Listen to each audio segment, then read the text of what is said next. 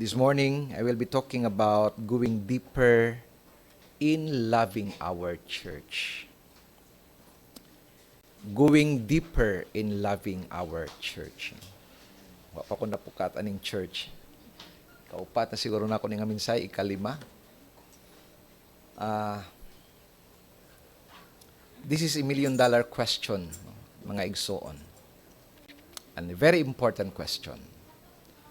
How much do we love our church? Unsa bagid kadako ang atong gugma sa atong simbahan? Of course, this is not our church. It is God's church. It is Christ's church. But for the sake of this lesson, atong gamito ng word nga ours, technically speaking, ato maning simbahan, Pero in reality, dili ni ato kang Kristo ni. So, very important question. Unsa bagid kadako ang imong gugma sa iglesia sa Ginoo? How much do we love the church? Mga igsoon, dili lisod ihatag ang imong kaugalingon, dili lisod ihatag ang imong panahon sa simbahan kung nahigugma ka sa simbahan. Balik ko na ko. Dili lisod ihatag ang imong panahon, dili lisod ihatag ang imong kaugalingon if you fall in love with the church. O sa akong paminaw mga igsoon, dili lisod higugmaon ang church kung nakasabuta unsa ang church. And that is my goal for today's preaching. We will learn to understand this massive reality about the church. Because I believe nga kung masayod kita niini, somehow makatabang kini, na makultivate ang atong gugma sa atong iglesia. You might be asking, I've been asking myself, why am I in the church? Kamo, nakapangutana ba mo, nganong naamang ko din simbahan karong Domingo?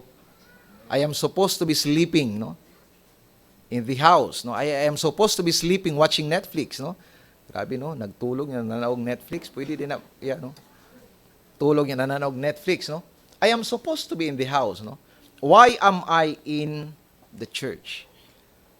Mga igsoon, my supreme joy in life is to be in the church.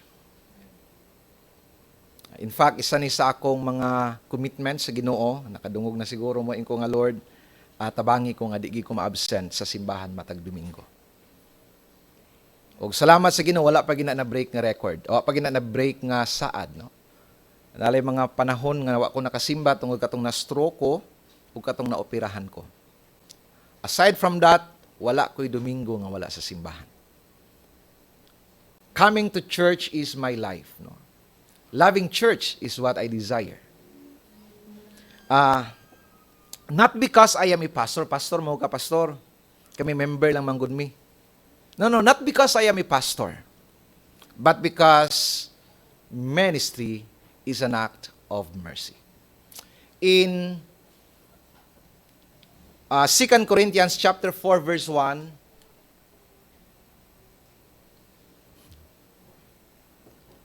ayan. Okay. In 2 Corinthians chapter 4 verse 1, diri ko kay mura og matabunan. Therefore having this ministry, everybody say ministry. Say it one more time, ministry. Therefore having this ministry by the mercy. Oh Lord, have mercy. Ministry is an act of mercy. Why I keep coming to church? Because I don't deserve to be in the church. Nobody deserves to be serving in the church. If I am in the church, it's because of God's mercy. Lord, have mercy. Walay ni isa sa ato nga angayan nga musimba sa Ginoo. Because we are sinners and God is so holy. And you might be asking me, Pastor, why we keep coming to church? Because it's a great privilege. It's an act of mercy that God gave us this privilege to be coming into His throne, into His divine presence. Ug dili nako sayangan ang gihatag sa Ginoo nga pribilehiyo nga makasimba sa presensya sa Ginoo. Mga igsoon, impyerno naman unta ta dapat. Wala na patay na unta ta. impyerno, but God out of His mercy, giluwas kita o gipaministeryo pa. Wow. Giluwas na, gitagaan pag ministeryo sa Ginoo. Nakapangutana ko ba, pwede ba nung ang Ginoo nga personal na lang siya magwali? Tama, Kuya Dexter? Pwede ba siya magwali na lang sa kaluwasan? Why He saved me and used me? Amen? Pwede man ang Ginoo magwali? Mas effective pa magwali ang Ginoo? Hello, somebody. You might be, atong huna-huna, ha? Unahan ko ni mo, Kuya Dexter ba? Pwede mo si Kristo magwali. Nyusay ka nang magpawalihon ta, murag entitled kay ta ba? Kuya, mong kumuno, Lord. Kung nagwali ka na, this is an act of mercy from the Lord. Kung nagtugtog, pwede man ang mga angels magtugtog diri, Mark. Nganong kita gid ang gipanggamit? Because it's an act of mercy. Kaluoy lang sa Ginoo. Kung naaman ta dinhi karon sulod simbahan tungod sa kaluoy sa Ginoo. Pwede man ta dili na luwason sa Ginoo. Gipasagda na lang tanya mo adto sa impyerno. But God, out of His mercy, He took me, He saved me, and put me into His body to serve Him as my ministry. Palakpakan na to ang Ginoo. That is why I keep coming to church. Because church is a privilege. Pwede naman siya mogamit og angels. Nganong ikaw gid gigamit? Makasasala, gigamit sa Ginoo aron magwali sa mga makasasala pong dagko. Hello, somebody. Dapat kung dunay gamiton ang Ginoo katong somebody nga di makasala. But why He used me as a sinner to preach to the sinners? Because God wanted to showcase His grace and His mercy. Muna mga igsuon, bisag unsa pa ang imong kagahapon, bisag unsa pa ang imong karon, pwede ka gamiton sa Ginoo. Palakpakan nato ang Ginoo. Kung andam nimong ipagamit ang imong kinabuhi, gamiton ka sa Dios. Regardless unsa ang imong kagahapon, regardless unsa ang imong karon, if you are willing to lay your life before God, God will use you. In fact, si Jesus Christ, asa nagikan si Jesus Christ? Gikan sa kaliwatan ni Rehab. Igsoon kung atong tanaw ng atong I mentioned this on one of my preachings, right? That if you are going to trace our bloodline, you cannot see righteousness in our bloodline. Makuratan ka, masya ka, kuya, hala ka no, akong papa pala hubog magaytong dago nga nung napastor man ko. Hello, somebody. Because it's an act of mercy. Mga igsoon, a mercy costs nothing to the receiver.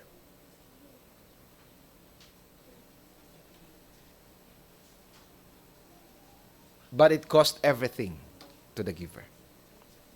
Sa ato nga nagdawat, wa tay gihimo. Sa ato nga nagdabat, wa tay gibuhat. Pero sa naghatag, it cost Him everything. It cost Him His own life. It cost the very begotten Son of God. Gihatag, that's mercy. Mao na ang kaluoy sa Ginoo. Mga igsoon, church is unique. Everybody say unique. Church is so special. Nganong special man ang church, Pastor? Number 1. Church is the only entity that Christ built. Church is the only entity nga gibuhat ni Kristo dinhi sa kalibutan. I keep pondering, if God is so almighty, no? If God is so powerful, with all His power, pwede gud magtukod og organization ang Ginoo ba?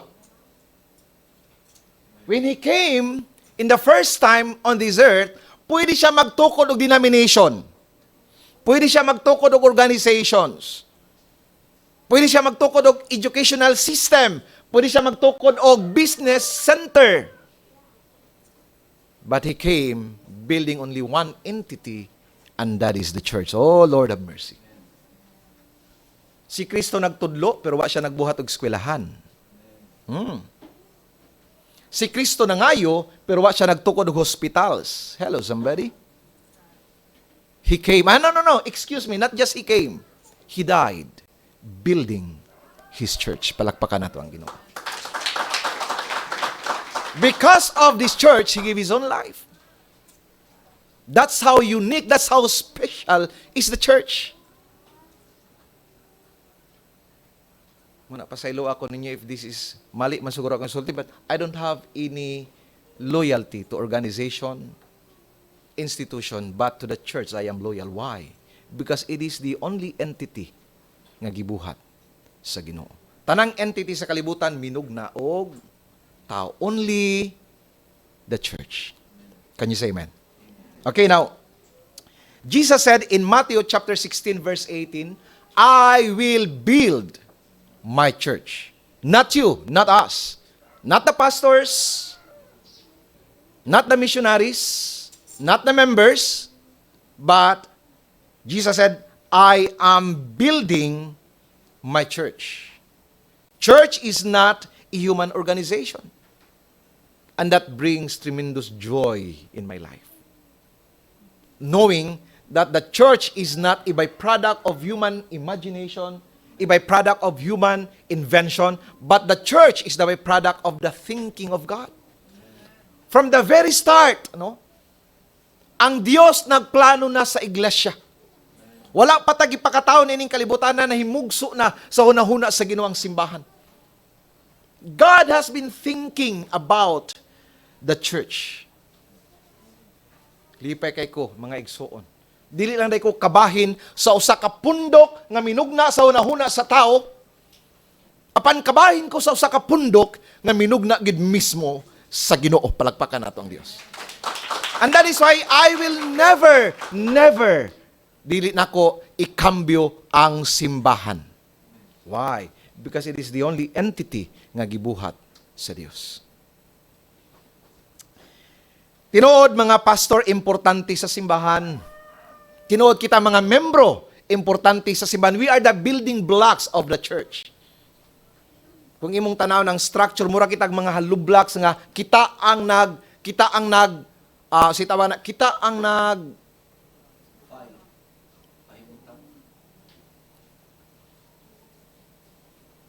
nagbuo sa Bisaya na.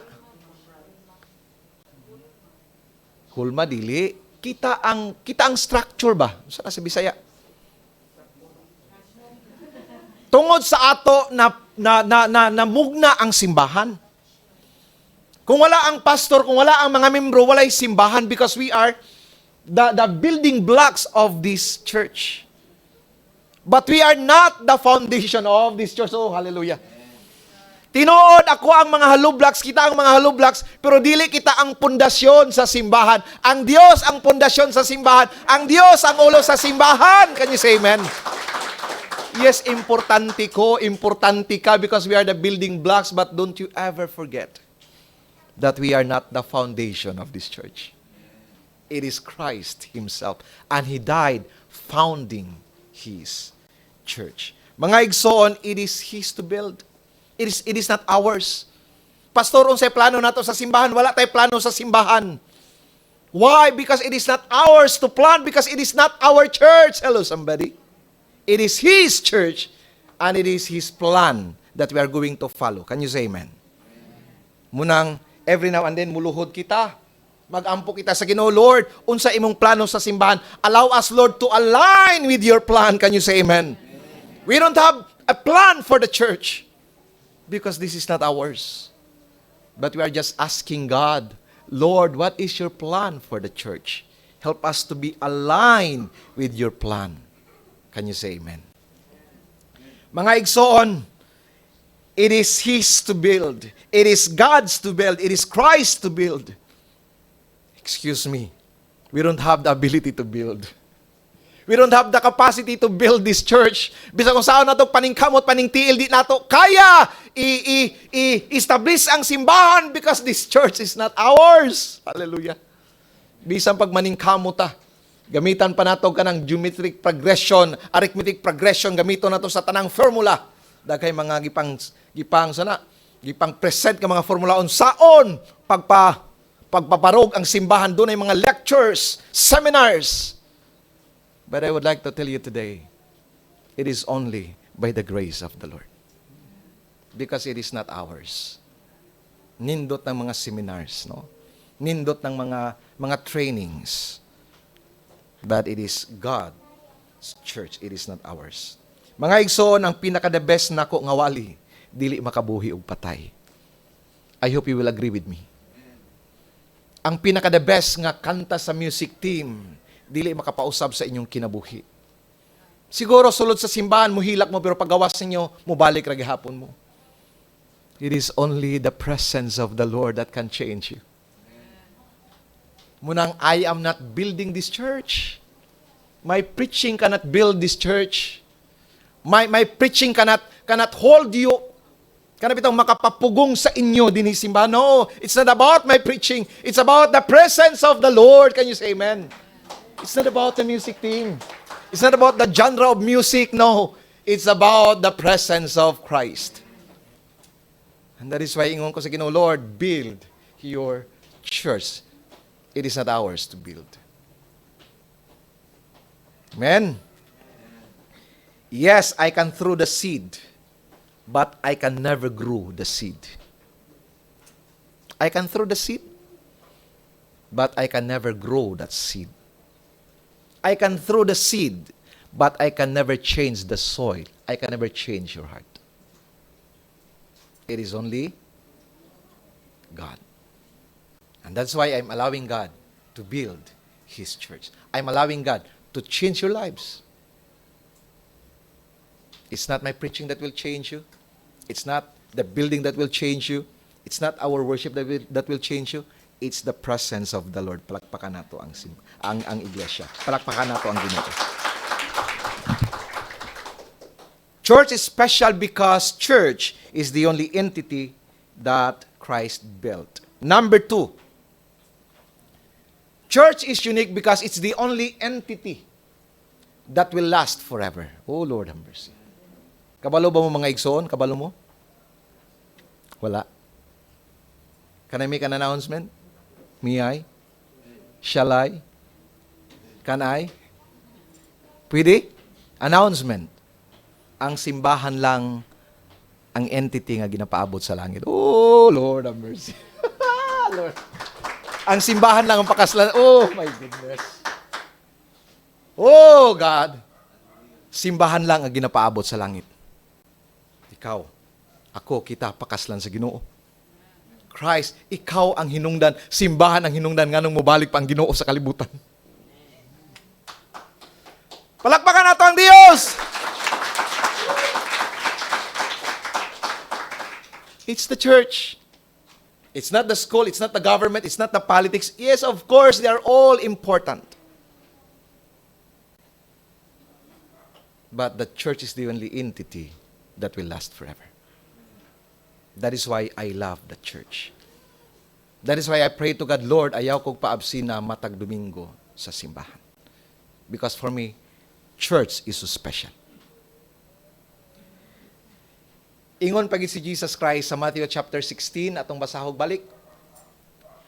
I will build my church on even the gates of hell. Sa bang translation, the gates of Hades. Hades. Yan. Even the gates of gates, manang una di, Hades, punong sunod. Kaya kung una, and even the gates of Hades, ano, na, and even the gates of Hades, no? Ang first word kay, and even the gates of Hades. Pagkatawa lang si pastor. Ingon siya, even the gates of hell. The gates of Hades cannot prevail against the church. Wow! That is a figure of speech nga ginagamit referring to death. Ingon si Kristo nga, bisan ang kamatayon, dili makapugong sa simbahan. Bisan ang kamatayon will not stand against the church. Don't you know that death is the most powerful weapon ni Satan? O sa kaadlaw ni ana, Gigamit niya ang kamatayon. Thinking, ingon si Satan, patyon ako ang builder sa church. Patyon ako ang foundation sa church. Thinking that when he kill the founder and the foundation of the church will die. Wala gipatay ni Satanas ang simbahan. Ang builder sa simbahan, ang foundation, oh Lord have mercy, kapanibarot ako. Ang builder sa church. But Satan failed. Yes, Jesus died, but after 3 days, He rose again back to life. Palakpakan nato ang Diyos. The founder, the foundation of the church rose back to life. Muna ingon si Kristo, even the death, even Hades cannot prevail against it. Kung tanawan niyo ang church history sa Bible, many times, gusto sa demonyo nga irison sa history ang simbahan. Gusto sa demonyo nga walaon ang simbahan. But until now, oh Lord have mercy, ang church nagpabilin alive and kicking. Palakpakan nato ang Diyos.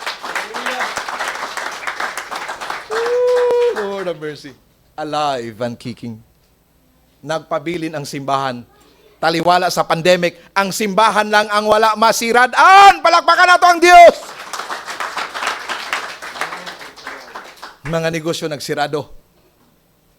Mga malls nagsirado. Karinderya nagsirado. Pero ang simbahan lang special. Tinuod sirado, but nagpadayon ang ministeryo sulod sa simbahan. Because God is the foundation and He is the builder of the church. Mga igsoon, kung kasi sigurista din itaas kamot. Isa, duha. Okay, duha ta Kuya Dexter sigurista. Kung sigurista ka, simba ka. Nga naman, kay simbahan sigurado. It is the only entity that will last forever. Kanang imong forever kit, diri na taman. Ayaw ikambyo ang simbahan sa imong hinigugma. Diri ra na taman sa kalibutan. Sigurista ka dili? Sigurista ka? Oh. Atulo na ta. Ayaw ikambyo. Ayaw ang simbahan magpabilin hangtod sa walay katapusan. Di na ta ya, di na ta.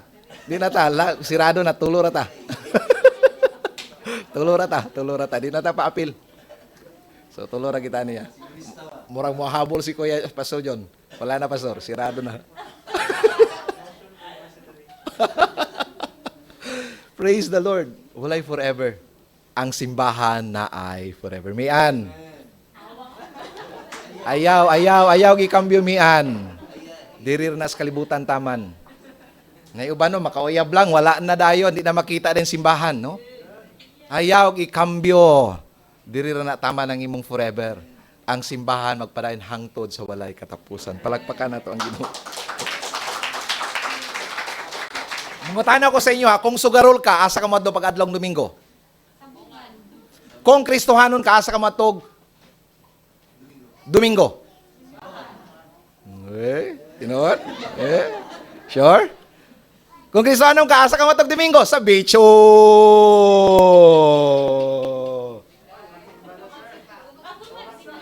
Bago magsimba, dapat, no? Kung sugarol ka, no, of course, ato ka sa sabungan pag Domingo. Pero Kristohanon ka, asa ka madto? Simbahan palagpakan nato ang Diyos. Una mga igsoon, I cannot imagine Christian life apart from the church. I cannot imagine a believer who is not living in the church. Because Christian life should be and must be live in the conference of the church. Sa unang panahon, ang sagingon dito sa Book of Acts, and they continually breaking bread every day, daily, in the temple courts. Oh, matag-adlaw sila gaadto simbahan. Kita, Domingo na lang gani, wa pa yun. 7-day absentee lagi ta usahay, gani, no? Igno na to itong mga silingan sa inyong katapad igna nga magbago na ta. Going deeper this year. Going deeper, no? Kung kaya lang gyud sa lawas, simba ta mga igsoon. Simba ta. Simba ta. Knock knock. Okay, minaw ta. Bisan gamay ra ka og sweldo. Bisan gamay ra ka og sweldo.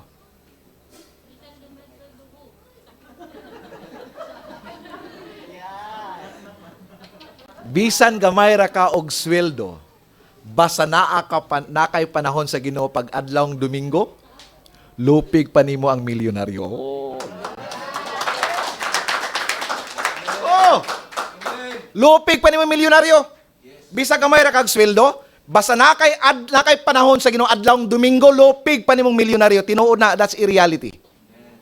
Layo ra nimo tong dagkog sweldo katong may panahon sa Ginoo. Amen. Amen. Palakpakan nato ang Dios. Kamayarag sweldo pero malipayon kay ano man ay panahon sa Ginoo. Praise the Lord. Ikatulo. I love the church because church is special because the church is the only entity that express heaven on earth. Dinini mo mabati sa simbahan ang kanang gitawag natog a little taste of heaven. Di rin mo mabati simbahan. Ingon sila, kung gusto ka mo tilaw langit, minyo ka no, dili tinuod na. Gusto ka mo tilaw mo, gusto ka mo experience og langit, simba. Amen. Church is the only entity that express heaven on earth. In Matthew, no? Balik ta sa atong gibasa. In Matthew, dili mo balik, lahi na po niya itong basahon. Matthew chapter 6 verse 9 to 10.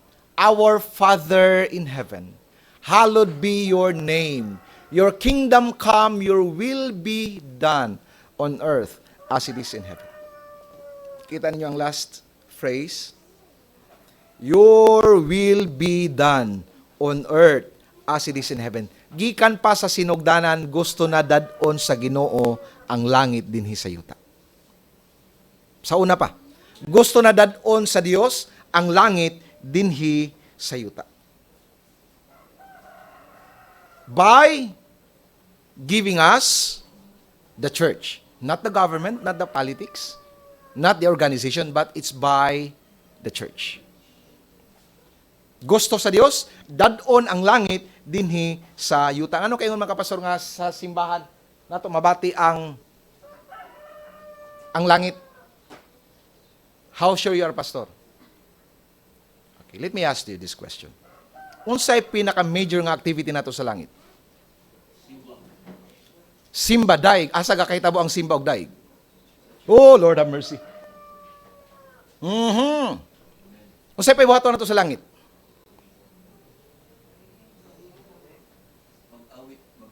Mag-awit, magdaig. Nag-aawit ta sa government? Nag-aawit ta sa politics? Asa ginahimo ang pag-awit? Is in the church. This is the rehearsal. Oh, Lord of mercy. Wa pa ko kadtog langit. Pero kabalo na ko unsay mahitabo sa langit. Oh, because of the church. Palakpakan nato ang Diyos. Wa pa ko ka-experience og langit, Kuya Dexter. Pero kabalo na ko unsay mahitabo dito sa langit. Because what we are doing in the church is a glimpse, a foretaste of heaven. Ayaw ibaylo ang simbahan.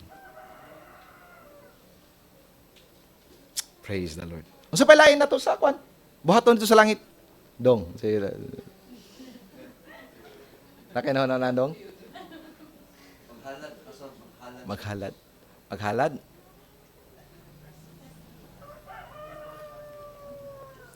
Sa pa? Fellowship of the saints. Oh. Naida kong bangkiti dito. Asa mahitabo na?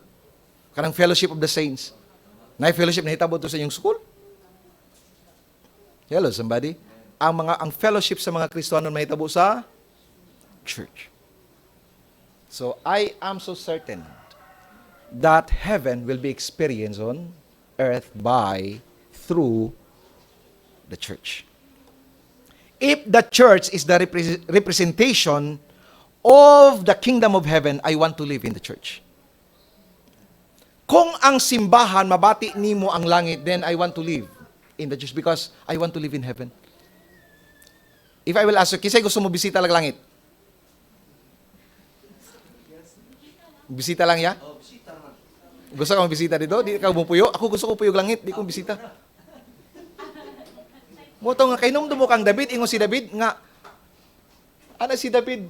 Bulahan, I am so jealous about the birds. Katong mga sayaw daw, may pang mga sayaw. Kay nakakita o kanang nakakitag puloy-anan sa imong templo, nagsalag sila sa imong templo, nagpuyo sila sa imong templo. Mo tayo ni Salmista David in Psalms 84 verse 4 o verse 3. Grabe, pastor. Basa na, pastor. Wala na. Oh, even the sparrow siya nga, bulahan, mas maay pang mga langgam, Lord. Naa sila sa imong templo, nagpuyo sila sa imong templo, nagsalag sila sa imong templo, makasudong sila sa imong presensya matag adlaw. Ingon si David, I am a little bit jealous of them. Mutingon na lang si David, okay lang Lord, bisag kaisara. Kaya nga naman, sa ilang panahon sa una, kaisara mo sila makatog templo. O niyang high priest pagin makasulod. Once a year lang, makato sila sa templo. Nara sila sa gawas, kasudong Lord, pasudlain taon mo sa imong templo. But God opened the way for everybody to come to the Holy of Holies. And yet, we are spoiling that great privilege. That privilege ang gihatag sa Ginoo. Let us come to the church. Muto ingon si David, mas maayo pa sila. Mas maayo pa sila. David said, I admire them. I am jealous of them. Pastor, mayon tag ingunana ang simbahan. Pero ang simbahan mo, pastor, di man ingunana. Di man it tastes like heaven. It tastes like hell man. Oh, di ko na magsimba sa simbahan, pastor, kay dagang libakira. Di ko na magsimba sa simbahan, pastor, kay dagang himantayon. Are you ready for this one? Are you ready? Igsoon, announcement. The worst of the church is better than the best outside the church. Kinoon na libakira din sa church, pero mas nagaglibakira gawa sa church. Oh, Lord have mercy. Oh, hello somebody. Tinood na yung mga libakira simbahan, pero mas nagaglibakira sa gawa simbahan. Mas maayo pang sulod simbahan. Oh, God! Tinood, pastor, dagamahimantayon. Tinood, dagamahimantayon sir. Pero mas nagaghimantayon sa gawa simbahan. Oh.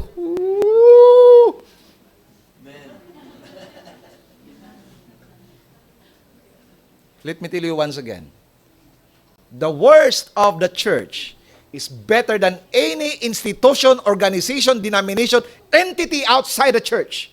Because it's the church that God's built. Palakpakan na to ang church. Ang Ginoo. It's the church. Lord of mercy. Mga igsoon, there is no substitute for the church.